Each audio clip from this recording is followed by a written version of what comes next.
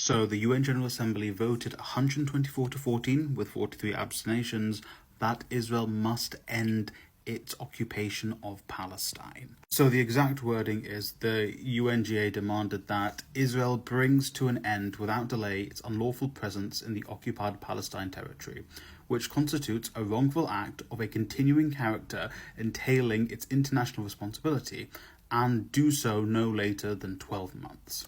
It is important to note that unfortunately UNGA resolutions are not binding. So after 12 months, if Israel doesn't do this, it's not like the UN can be like, okay, cool, we're stepping in and forcing you to do this right now. They are not binding. It's not like a Security Council thing, which is binding. It means that Israel might be able to get away with it for another 12 months, continuing to occupy Palestine, which I am 110% certain Israel is going to continue its colonialization of Palestine. But this shows the shift in overall opinion away from Israel. Because I think if this was in the 80s, the world would probably be primarily pro-Israel or primarily abstain from this. And even though this isn't binding, all of the nations that have said they agreed to the resolution have basically said they're going to stick to all of the resolutions as well, which includes countries to cease providing weapons where there are reasonable grounds to suspect that they may be used in the occupied Palestinian territories. So if any of these countries think any weapons they give to Israel are used in Palestine, they, must cease it.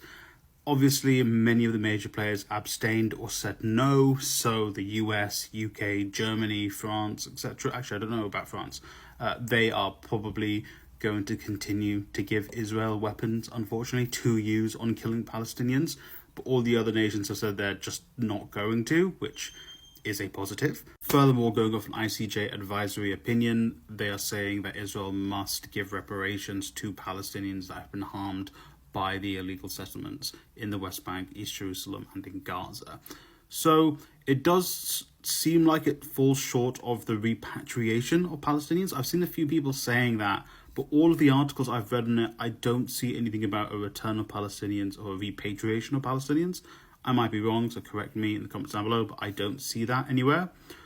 But again, even though this is a great step and we're seeing general opinion around the world shifting, it does still result in it not being binding, and also this doesn't mean a getting rid of the Zionist entity. The Zionist entity will still exist even if this means Israel has withdrawn. It doesn't say anything about a path to statehood, really. There is some sort of wording around it, but it doesn't really say anything about this will result immediately in Palestinian statehood either.